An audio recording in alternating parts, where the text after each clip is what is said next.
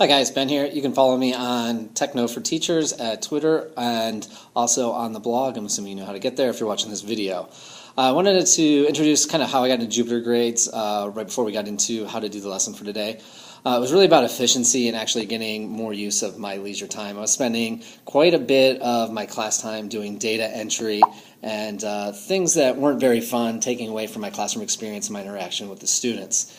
So, rather than being buried behind mounds of paperwork and doing data entry and grading things and not even get to see all of it, I started using Jupitergrades. And Jupitergrades, it integrates and it really accelerates what the students are doing on their end as well. We're able to give them feedback and assignments. They're able to practice with assignments over and over and getting feedback on each individual answer. So it really freed up a lot of time for me.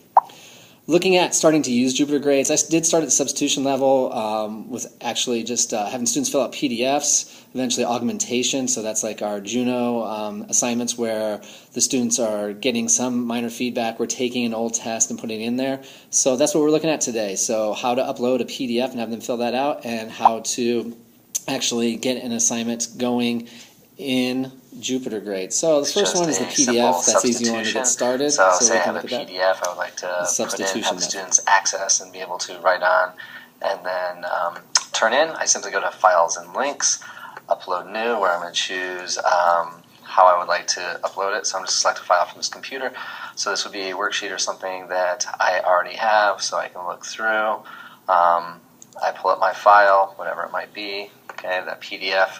I choose the class I want it in, I save it, and now it's in the downloads. I can actually go back to the dashboard for that class, create the new assignment, and in the show directions, I insert the link for that file. The students can download the file from there. I select Dropbox so that I can accept any files, PDF, links.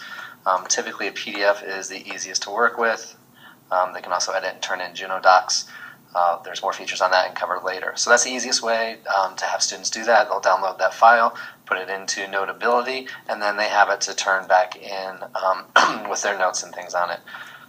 Okay, the next way we want to look at it is right now using Juno. So Juno provides more feedback. We're getting more into the augmentation. We're looking at the students being able to not just do homework, but be required to fulfill it to 100%, be able to repeat it, see the correct answers for each of the questions, and we all have a lot of tests and things that we've already done. So one of the things you can do here is you want to create a new one. We're going to select import. So I want to bring in a new test, and I have my old Chapter 6 science test. It says paste your questions here. All right, so what you're going to want to do is open up that document that you had in a Word file. You can look through here at your questions. It needs to be in an RTF. All right, RTF, rich text format. So we are going to save as. So I click Save As. In the drop-down menu, instead of .doc, I'm going to select .rtf. Okay, and then I'm going to save that document. I'll be uploading that in just a moment. So with the import function with Juno, there's several ways and types of questions they'll take in. Simplest is multiple choice. You just add an asterisk in front of what would be the correct answer. So the number of protons in an atom is the atomic number. I add an asterisk, and I'm just going to put in some random asterisks here for the demonstration. Okay, so you can either put it right next to. I'm going to fast forward just a little bit here to pasting my questions in. Okay, so copy and paste my answers in there. So that was my RTF. I'm going to make sure I have that one.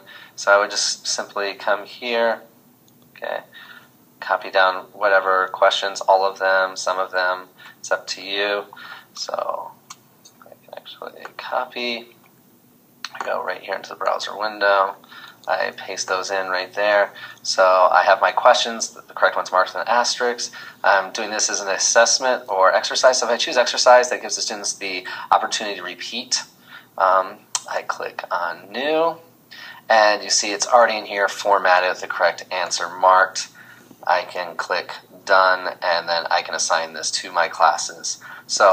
So there you can see how to take the augmentation phase with some work that you already have. So don't forget to go ahead and follow on Twitter. I'm also on Pistachio where I have the blog going. Send me your questions, and I'll talk to you next time. We'll bring up Sketch and how to get the images that you want or from those files you already have into Juno.